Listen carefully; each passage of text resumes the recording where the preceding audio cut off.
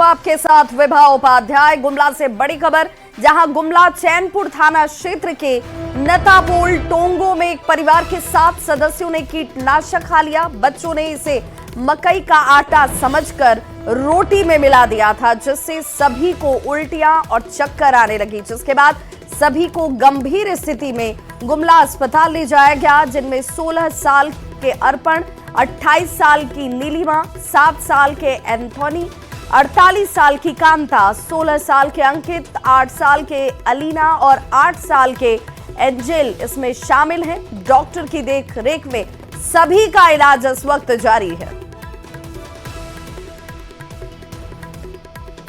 और गुमला संवाददाता रुपेश भगत हमारे साथ इस वक्त ज्यादा जानकारी के साथ वो लाइन पर जुड़ चुके हैं। रुपेश, फिलहाल सभी की स्थिति को लेकर आधिकारिक तौर पर क्या है जानकारी? जी, आपको बता दें, ये पूरा जो मामला है चैनपुर थाना क्षेत्र के नपातोल टोंगो गांव में घटा है, जहां पर एक ही परिवार के 7 सदस्यों के द्वारा में भूलवश कीटनाशक का सेवन कर लिया गया था। मामला यह है कि जो बच्चे थे सुबह में रोटी बनाते हैं, जहां मकई की रोटी समझ करके कीटनाशक पाउडर को मिला दिया गया था और रोटी बना करके सभी सदस्यों ने घर का खाना खाया, जिसके बाद एक के बाद एक सभी को चक्कर और उल्टी आने लगी, जिसके बाद सभी को आनन फानन में सदर अस्पताल लाया गया, जहां गंभीर स्थिति में डॉक्टर की देखरेख में अभी फिलहाल सभी सुरक्षित है और इलाज चल रहा है। जी, डॉक्टरों की तरफ से क्या इस बात की पुष्टि की गई है कि ये कीटनाशक था जिसे इन सभी ने खाया है? जी, डॉक्टर के द्वारा भी पुष्टि की गई है कि कीटनाशक था, वो मिलाने वाला जो फसल में मिलाया जाता है कीड़ा को भगाने के लिए, वो कीटनाशक का सेवन करने से घटना हुई है। चलिए, बहुत बहुत शुक्रिया रुपेश प्रधान इस सब जानकारी के लिए।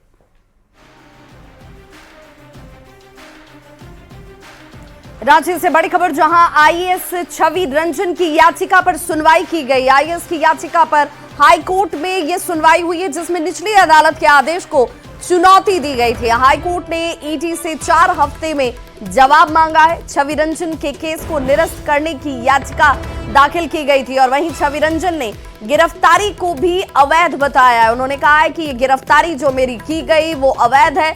4 मई 2023 को गिरफ्तार किया गया था छवि रंजन को। सेना की 4.55 एकड़ जमीन की अवैध खरीद और बिक्री का ये पूरा मामला है सुप्रीम कोर्ट से। हालांकि जमानत की जो याचिका है वो खारिज हो चुकी है। तो 4 मई 2023 को गिरफ्तार किया गया था छवि रंजन को और अब इस वक्त जमीन की अवैध खरीद बिक्री के इस मामले में छवि रंजन को राहत की उम्मीद जरूर लग रही थी। और रांची संवाददाता संजय सिन्हा हमारे साथ इस वक्त ज्यादा जानकारी के साथ जुड़ गए। संजय, इस पूरे मामले में अपडेट क्या कुछ सामने है? देखिए, कुल मिलाकर छवि रंजन की परेशानियां जो हैं फिलहाल खत्म होती नजर नहीं आ रही। देखिए, उन्होंने जमानत के लिए सुप्रीम कोर्ट तक से गुहार लगाई थी, लेकिन वहां भी जमानत याचिका खारिज हो चुकी है। अब निचली जो अदालत है उसने जो संज्ञान लिया था, उस संज्ञान को छवि रंजन ने झारखंड हाईकोर्ट में चुनौती दी है, जिसमें अब हाईकोर्ट ने यह कहा है कि ईडी को इस मामले में 4 हफ्ते में जवाब देना है। ईडी जो अपना जवाब देगा 4 हफ्ते के अंदर में, तब ईडी की ओर से क्या जवाब दिया जाता है और फिर छवि रंजन के लिए क्या उनके मायने निकल कर आते हैं कि छवि रंजन को किस मामले में वहां सहूलियत मिलती है, बात जमानत की हो या फिर अवैध खरीद बिक्री का जो पूरा मामला है, जो बयातू में सेना की जमीन है 4.55 एकड़ जमीन, उसमें छवि रंजन जो लगातार ये दावा कर रहे हैं या अपने आप को बता रहे हैं कि उनकी गिरफ्तारी अवैध तरीके से हुई थी, गिरफ्तारी गलत थी। तो कुल मिलाकर छवि रंजन ने अब निचली कोर्ट के जो संज्ञान है उसको हाईकोर्ट में चुनौती दी है और अब देखना होगा कि ईडी का जब 4 हफ्ते में जवाब आता है तो छवि रंजन के लिए क्या कुछ निकल कर आता है। बिल्कुल, यानी कि अब ये सब कुछ संजय इस बात पर निर्भर करता है कि ईडी की तरफ से जो जवाब दिए जाएंगे उसी जवाब के आधार पर राहत मिलती है या नहीं मिलती है छवि रंजन को। देखिए, बिल्कुल, देखिए छवि रंजन की 2 चीजें हैं। एक तो जमानत याचिका तक में उन्होंने जो मांगी है जमानत, वो तो सुप्रीम कोर्ट तक में खारिज हो चुकी है। तो छवि रंजन ये कह रहे हैं कि चूंकि उनका जो मामला, चूंकि कोई भी मामला सबसे पहले निचली अदालत में ही चलता है, तो छवि रंजन ने उस संज्ञान को चुनौती दिया हाईकोर्ट में कि निचली अदालत में जो उनके केस को निरस्त किया जाए और झारखंड हाईकोर्ट से उन्होंने इसकी गुहार लगाई है। तो अब जो है ईडी अब 4 हफ्ते में ये पूरा जवाब देगा कि वास्तव में छवि रंजन के मामले को लेकर उनके पास कौन से साक्ष्य हैं और किन आधार पर छवि रंजन पर जो आरोप लगे हैं वो कितने सही हैं। तो हाईकोर्ट जब साक्ष्य प्रस्तुत होंगे तो जाहिर है कि छवि रंजन को देखना होगा कि छवि रंजन के लिहाज से वो तमाम साक्ष्य उनके फेवर में कहां तक आ पाते हैं। बहुत बहुत शुक्रिया संजय तमाम जानकारी के लिए। अफ्रीका के कैमरून में फंसे 47 में से 46 मजदूर भारत वापस लौट चुके हैं। 25 अगस्त 2024 को नौकरी की तलाश में ये सभी मजदूर कैमरून पहुंचे थे और कंपनी के खराब रवैये और बिचौलियों की कार्यशैली की वजह से वतन वापसी की गुहार लगाई गई, जिसके बाद झारखंड सरकार, भारत सरकार और विदेश मंत्रालय की पहल के बाद 47 में से 46 मजदूरों की वापसी हो चुकी है। सबसे पहले 29 दिसंबर को 11 मजदूर वापस लौटते हैं, वहीं कल 27 मजदूरों की झारखंड सरकार की मदद से वापसी भारत में हो पाई है और बचे हुए 8 मजदूरों को आज वापस लाया गया। वहीं एक मजदूर जो है भुवनेश्वर महतो घायल है, जिसकी वजह से उसकी वापसी अभी तक नहीं हो पाई है। श्रम विभाग की ओर से सभी मजदूरों को स्वरोजगार और रोजगार के लिए मदद करने की बात कही गई। लोग अपना स्वरोजगार भी कर सकते हैं और यदि रोजगार ही करना, यदि किसी का नौकरी ही करना है तो हमारे विभाग के द्वारा एम्प्लॉयमेंट ऑफिस में दत्तोपंत ठेंगड़ी रोजगार मेला समय समय पर आयोजित होता है। वहाँ भी लोग अपना प्लेसमेंट करा सकते हैं, आपको अपना स्किलिंग करा सकते हैं। स्किलिंग कराने के बाद भी आपको हमारी जो ट्रेनिंग प्रोवाइडर्स होते हैं वो आपकी प्लेसमेंट कराती है। हम लोग यही गुहार लाते हैं झारखंड सरकार से कि हम लोग को जो बाहर जाते हैं रोजी रोजगार के लिए, अगर हम लोग को झारखंड में ही 2 रुपये का रोजी मिल जाए तो उसी में हम लोग संतुष्टि हो जाएंगे। ट्रांसमिशन लाइन का काम था, तो ऐसे काम यहाँ मिलेगा लग रहा है? नहीं, यहाँ तो ऐसे इंडिया में भी मतलब काम होता है, लेकिन इंडिया में भी ठेकेदार उसी तरह मतलब महीना दिन 2 महीना काम करवा लेता है, उसी तरह पेमेंट का दिक्कत करता है इधर भी। इसी तरह उधर गए हैं तो उधर भी मतलब आने की कंपनी इसी तरह की है। बहुत बढ़िया लग रहा है देश वापस लौट के। क्या क्या क्या दिक्कत लग रहा था वहाँ खाने पीने का बहुत दिक्कत हो रहा था और पेमेंट में भी बहुत ये कर रहा था, नहीं देता था टाइम से। धनबाद से बड़ी खबर, जहां पर अवैध कोयले की तस्करी लगातार जारी है। राम कनाली में चल रहा अवैध माइंस, भू धसान और घर में दरार से लोग बेहद नाराज नजर आ रहे हैं। आउटसोर्सिंग कंपनी के खिलाफ इन लोगों की तरफ से जमकर नारेबाजी की गई। पुलिस तस्कर में साठगांठ के आरोप स्थानीय लोगों की तरफ से लगाए जा रहे हैं। कतरास थाने का लोगों ने घेराव किया, विरोध को जाहिर किया। और इस खबर पर ज्यादा जानकारी के साथ संवाददाता संजय गुप्ता हमारे साथ जुड़ चुके हैं। संजय, क्या जानकारी मिल रही है? लोगों का तो गंभीर आरोप कि भाई पुलिस और तस्करों के बीच साठगांठ है और इसी वजह से हमारी कोई गुहार नहीं सुन रहा। जाहिर सी बात है, धनबाद नगर कहा जाए तो एक बार फिर से जो है अवैध कोयले की तस्करी और कारोबार चरम सीमा तक पहुंच चुकी है। चाहे धनबाद जिला के कोई भी ऐसा थाना क्षेत्र नहीं है जहां से अवैध माइंस या अवैध कोयला डिपो नहीं खुले। हालांकि इन सभी मामलों में पुलिस को अगर कहा जाए तो उन्हें सभी लोगों के नाम मालूम है, लेकिन कार्रवाई की बात की जाए तो वह कार्रवाई कहीं भी दिखती नहीं है और यही कारण है कि अब जनता रेड शुरू हो चुकी है। हाल के दिनों में 2-3 ऐसे स्थान है जहां पर कि ग्रामीण जो है तो उग्र होकर अवैध कोयला कारोबारियों के विरोध में जो है तो खड़े हो गए हैं और वही मजबूरन इसी कारण पुलिस को कार्रवाई करनी पड़ रही है। आज जो घटना हुई है रामकनाली ओपी क्षेत्र में, वहां पर लगभग 100 से अधिक घर में रहने वाले लोगों की जिंदगी अब खतरे में आ चुकी है, क्योंकि एक बड़ा दरार आई है। दरार आने के कारण उनके घरों तक दरार पहुंच चुकी है और जो वो लोग हैं वो बरसों से वहां रह रहे हैं और यही कारण है कि वहां के लोगों का कहना है कि इसकी जानकारी वो हमेशा पुलिस और बीसीसीएल को देते हैं, लेकिन जो जिम्मेवार लोग हैं वो इस पर कार्रवाई नहीं करते हैं। और आज जो स्थिति बनी है इससे कहीं ना कहीं उन लोगों की जिंदगी खतरे में आ गई है और उन लोगों की मांग है कि आउटसोर्सिंग कंपनी है उनकी भी संलिप्तता इसमें है। तो इन सभी लोगों से वो मांग कर रहे हैं कि अगर उन्हें जो करना है वह करें, लेकिन उन्हें एक सुरक्षित स्थान पर बता दिया जाए ताकि उन लोगों की जिंदगी बचे। संजय, लोगों ने जो घेराव किया था थाने का, क्या अब वहां पर मामला शांत हो गया है? पुलिस आश्वासन के बाद मामला शांत हो गया है। हाल के दिनों में 2-3 जगह इस तरह की घटनाएं हुई। वहीं स्थानीय समाजसेवी ने भी कहा कि इसे लेकर उन्होंने हाईकोर्ट पर PIL भी दायर किया है कि कतरास कभी भी जमींदोज हो सकती है, क्योंकि जिस तरीके से अवैध कोयला कारोबारी पिलर को काट रहे हैं तो एक बड़ी दुर्घटना हो सकती है। बिल्कुल, और हादसे से पहले लोगों की नाराजगी पर गंभीरता से विचार करने की जरूरत है। बहुत बहुत शुक्रिया संजय गुप्ता तमाम जानकारी के लिए। देवघर के चांदन थाना क्षेत्र में अपराधियों ने एक ऑटो चालक के सिर में गोली मार दी। स्थानीय लोगों ने इसकी सूचना परिवार को दी, जिसके बाद परिवार के सदस्य घटनास्थल पर पहुंचते हैं। चालक को सदर अस्पताल में भर्ती कराया गया। बेहतर इलाज के लिए फिलहाल घायल ऑटो चालक को हायर सेंटर रेफर कर दिया गया है। पुलिस इस मामले की जांच में जुटी है। तो है हम चांदन से देवघर में काम करते हैं गेले इलाहाबाद वहाँ के भाड़ा से चल कर जाओ कर दिया छठियारी से, तो वहाँ से भाड़ा की तान डालो आदमी जाओ आले की कर दिया, अब कटो दिया मेरे को। झारखंड में अपराधी बेखौफ नजर आते हैं। मामला गिरिडीह के बिरनी थाना क्षेत्र के बिराजपुर चौक का है, जहां देर रात 2 बजे के आसपास बदमाशों ने घर को निशाना बनाया और बंदूक की नोक पर नकाबपोश अपराधियों ने डकैती की घटना को अंजाम दिया। पीड़ित राजेश ने बताया कि 6 से 7 की संख्या में बदमाश पहुंचते हैं। पहले पूरे परिवार को बंधक बनाया गया, मोबाइल अपने कब्जे में लिया गया और उसके बाद बंदूक की नोक पर 8 लाख रुपए की जेवरात और 2 लाख रुपए कैश लूट कर फरार हो गए। थाने में शिकायत के बाद पुलिस अब अपराधियों की तलाश में जुटी है। कौन उठाया पापा को? पापा को जो रॉबरी करने आया था, डकैती करने आया था, वो लोग पापा को उठाया पहले। फोन करके या घुस? नहीं घुस के। अच्छा। क्योंकि पापा के दरवाजे में वो लॉक करके नहीं सोते हैं, ऐसे ही सोते हैं। अच्छा। अपना बेडरूम में। तो उठाने के बाद पापा के द्वारा हमको उठाया गया।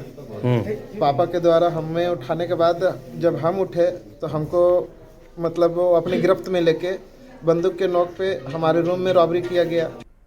राजधानी रांची में बढ़ते ठंड के साथ अब कुत्तों के आतंक से लोग बेहद परेशान नजर आ रहे हैं। रांची शहर में पिछले 2 सप्ताह के अंदर बात करें तो कुत्तों के काटने के मामले में लगातार बढ़ोतरी देखी गई है।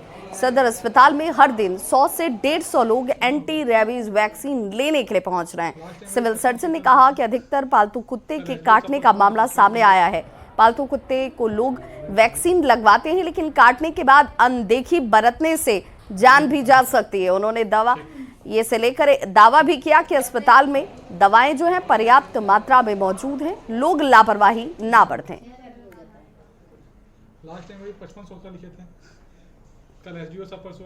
ज्यादातर केसेस जो आ रहे हैं वो जो घर में डॉगी है, पालतू कुत्ता है, वही काट ले रहा है, तो उसमें भी वैक्सीन लेना जरूरी है। इसीलिए कि जो कुत्ते को वैक्सीन पड़ा है ना, वो कितना कारगर रहा है, घरेलू कुत्ते में वैक्सीन जो पड़ता है, और बहुत लोग तो वैक्सीन दिलवाते भी नहीं हैं। तो इसलिए, और ये चूँकि 100% इसमें मृत्यु का डर रहता है तो इसीलिए वैक्सीन लोग लेते हैं और ताकि निश्चिंत हो सके। खबर सिमडेगा से, जहां की बेटी और भारतीय महिला हॉकी टीम की कप्तान सलीमा टेटे को अर्जुन अवार्ड मिलने वाला है, जिसे लेकर सिमडेगा में उत्साह का माहौल है। सलीमा टेटे को 17 जनवरी को अर्जुन अवार्ड से नवाजा जाएगा। सलीमा की इस उपलब्धि के लिए उन्हें सिमडेगा और कोलेबिरा विधायक ने भी शुभकामनाएं दी।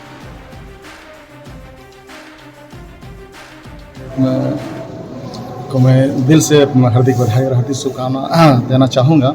जिस तरह से हमारी बेटी ने एक गांव से निकल के जिस तरह से अभी पूरे दुनिया में अपना डाका अपना बजवाई है, और हमारे विषय में रहने वाले इस क्षेत्र में आदिवासी या तो मूलवासी हम लोग हैं, और इस तरह से हमारे के इस क्षेत्र के हमारे सिमडेगा क्षेत्र से इस तरह से जो पुरस्कार से जो सम्मानित हुई है, उसमें हम लोग तहे दिल से फिर से मैं उनको धन्यवाद कहना चाहूँगा, बधाई कहना चाहूँगा। निश्चित रूप से इसका अर्जुन पुरस्कार मिलने से हमारे क्षेत्र के लिए भी एक गौरव का बात है। हमारे बच्चे भी फिर से हॉकी के प्रति इनका सोच फिर से होगा कि हम भी खेलें हॉकी, हम भी हॉकी में आगे बढ़ें।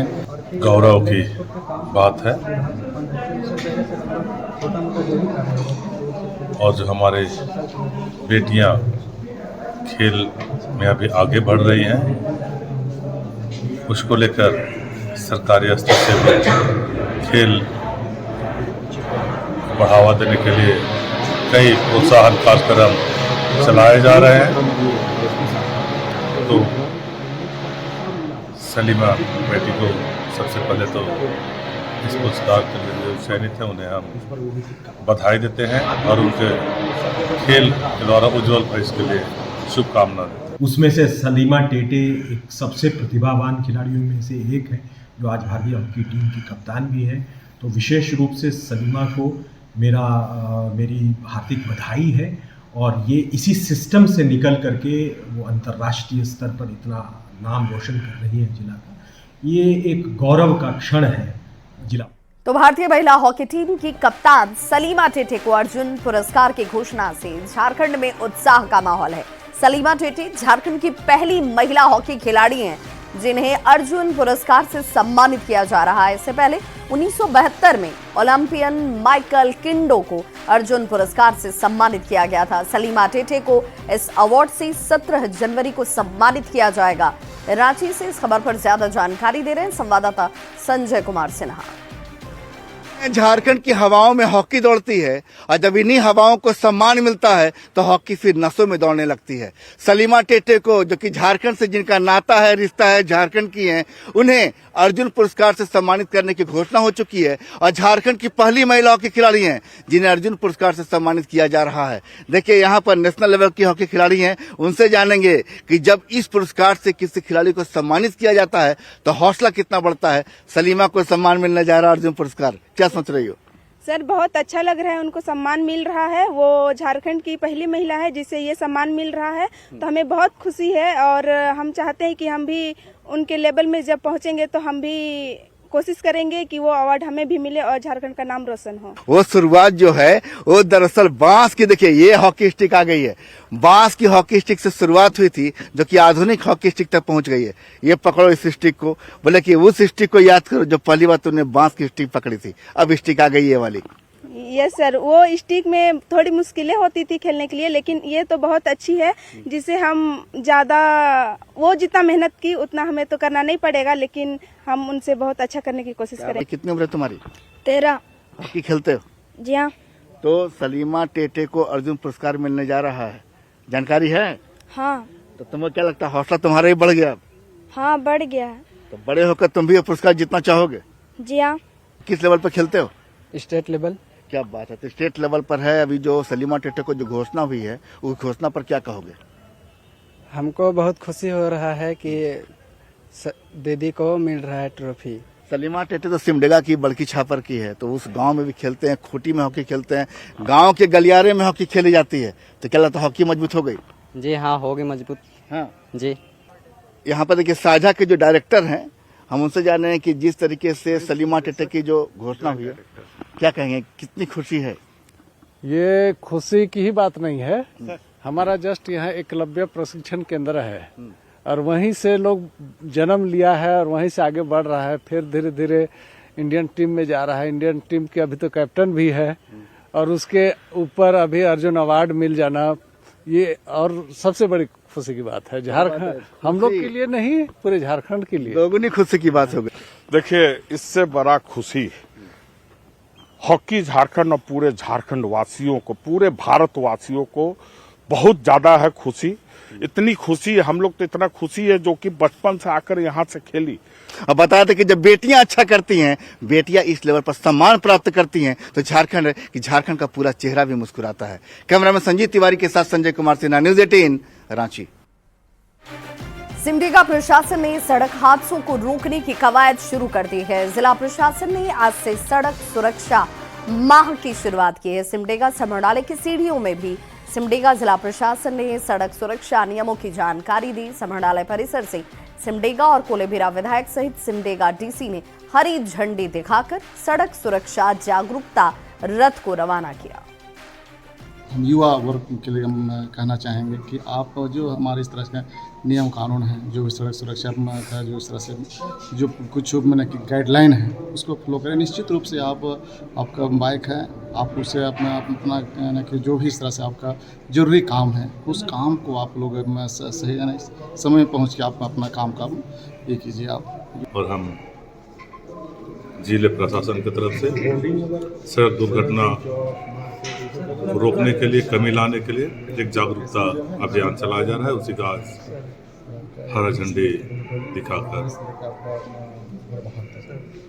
जागरूकता रथ को आगे बढ़ाया है। सुरक्षा अभियान का प्रारंभ आज किया गया है। जागरूकता रथ तैयार है जिसका रवानगी अभी किया गया है माननीय विधायक जी की उपस्थिति में। सिमडेगा जिला विशेष रूप से इससे प्रभावित रहा है सड़क दुर्घटनाओं से। यहाँ सड़क सुरक्षा के प्रति अवेयरनेस बहुत आवश्यक है। इसके लिए इस प्रकार का जो अवेयरनेस कार्यक्रम है जो सरकार चला रही है, उसमें जनमानस की सहभागिता की पूरी अपेक्षा है। खबर जमशेदपुर से, जहां ट्रैफिक पुलिस ने सड़क सुरक्षा को लेकर अनोखी पहल की है। ट्रैफिक डीएसपी डीटीओ यमराज के साथ सड़क पर उतरे और लोगों को ट्रैफिक नियम का पालन करवाने के लिए अभियान चलाया। तस्वीरें आपके सामने हैं। हेलमेट नहीं पहनने वाले को यमराज ने अलग अंदाज में ट्रैफिक नियम बताए। ज्यादा जानकारी दे रहे हैं संवाददाता आशीष तिवारी। सड़क सुरक्षा को लेकर ट्रैफिक पुलिस और डीटीओ अधिकारी जो है वो अनोखी अंदाज में लोगों को ट्रैफिक के नियम जो है उसको पालन कराने के लिए एक अनोखा अंदाज अपना रहे हैं। जहां आप देख सकते हैं कि जो भी लोग हेलमेट नहीं पहने हैं उन लोगों के पास ट्रैफिक डीएसपी हो या डीटीओ हो और यमराज बनकर देखिए किस तरह उन लोगों को रोका जा रहा है, उन लोगों को फूल दिया जा रहा है और उन लोगों को ट्रैफिक के नियम का जो पालन करवाया जा रहा है। क्या बोला गया सर? यही बोले कि आगे से हेलमेट पहन के ध्यान दीजिए, सुरक्षा नियम का पालन किया जाए। यमराज भी थे आप? हाँ बिल्कुल बिल्कुल। यमराज बोले हम लोग के दर्शन के लिए हेलमेट नहीं पहनेंगे। बिल्कुल। आपने सुना कि जो लोग हेलमेट नहीं पहनेंगे वो यमराज के साथ यमलोक का दर्शन करेंगे। देखिए हम यमराज से भी बात करेंगे, क्या कुछ अपील कर रहे हैं इन लोगों से? ये लोग हम लेने जा रहे हैं यमलोक। इसी के साथ जो हेलमेट नहीं पहनेंगे रोड में गिर के अपना हत्या करवा सकते हैं, इसलिए हम चाहते हैं ये लोग हेलमेट पहने और अपना सुरक्षित रखें अपने आप को। क्या कुछ ये अभियान चला रहे हैं आप? ये रोड सेफ्टी को लेकर के ये लोगों में जागरूकता फैलाया जा रहा है। गुलाब दे करके ये संकेत है कि आप भविष्य में अपना सुरक्षा के लिए हेलमेट लगावें, रैश ड्राइविंग न करें। अभी सड़क सुरक्षा का अभियान चलाया जा रहा है। जो व्यक्ति हेलमेट या विदाउट सीट बेल्ट नहीं पहन रहे हैं उनको समझाया जा रहा है कि भाई पहनिए, हेलमेट पहनना आपकी जान के लिए जरूरी है। माला भी पहनाया जा रहा है। माला भी पहनाया जा रहा है कि आप समझिए हम कोई लाचारी में आपका फाइन काटते हैं, हमारा कोई शौक नहीं है कि आपका फाइन काटे विदाउट हेलमेट आप पकड़ेंगे, बल्कि आपकी सुरक्षा के लिए आप काटते हैं। ट्रैफिक पुलिस जो आपकी फाइन काटती है वो अपने लिए नहीं आपकी जान बचाने के लिए करती है। तो लगातार इस तरह के अभियान चलाए जा रहे हैं जिससे लोग जो है ट्रैफिक नियमों का पालन करें और अपने साथ साथ अपने परिवार की सुरक्षा करें। न्यूज़ 18 के लिए जमशेदपुर से आशीष कुमार तिवारी। तो नए साल में गोड्डा को एक और ट्रेन की सौगात मिलने वाली है। जी हां, पुणे के लिए जल्द एक नई ट्रेन गोड्डा से चलने वाली है। सांसद निशिकांत दुबे ने सोशल मीडिया पोस्ट पर इसकी जानकारी साझा की। इसी के साथ ही गोड्डा से चलने वाली मालदा डिवीजन के ट्रेनों के टाइम टेबल में भी बदलाव हुआ है। इस पर ज्यादा जानकारी दे रहे हैं संवाददाता अमित सिंह। हाल में गोड्डा के सांसद निशिकांत दुबे ने अपने सोशल मीडिया हैंडल पर ये बताया है कि यहाँ गोड्डा को अब पुणे के लिए भी ट्रेन मिलने वाली है। उसी के साथ नए साल में ट्रेनों के समय सारणी में भी बदलाव कर दिया गया है। यहाँ से जो भी ट्रेनें चलती हैं, जो कि दिल्ली को जाती हैं, कलकत्ता के लिए चलती हैं और अन्य जगहों के लिए चलती हैं, दुमका के लिए चलती हैं, तो तमाम ट्रेनों के यहाँ पर से जो परिचालन जो होती हैं उनमें से समय सारणी में तब्दीली कर दी गई है। आपको बता दें कि गोड्डा रांची इंटरसिटी जो 4:45 से खुलती थी अब वो 5 बजे खुलेगी। गोड्डा से दिल्ली जाने वाली साप्ताहिक हमसफ़र 2:10 पर खुलेगी। पहले जो है वो 2 बजे ही खुल जाया करती थी। गोड्डा से राजेंद्र नगर साप्ताहिक ट्रेन 7:35 में सुबह के बजाय अब 7:20 पर खुलेगी। और गोड्डा से टाटानगर को साप्ताहिक ट्रेन जो 10 मिनट की देरी से खुलेगी, यानी कि दोपहर में 2:10 पर खुलेगी। 2 बजे खुलती थी। वहीं गोड्डा से दिल्ली जाने वाली साप्ताहिक एक और ट्रेन थी जो 10 बजे खुलती थी, वो अब 10:10 पर खुलेगी। पुणे के लिए यहाँ से ट्रेनें खुलेंगी। लगातार ट्रेनों की सौगात के साथ गोड्डा का रेलवे स्टेशन जो है वो सदाबहार होता जा रहा है। अमित सिंह, न्यूज़ 18 गोड्डा। तो इस बुलेटिन में बस इतना ही, लेकिन न्यूज़ 18 बिहार झारखंड पर खबरों का सिलसिला लगातार जारी है।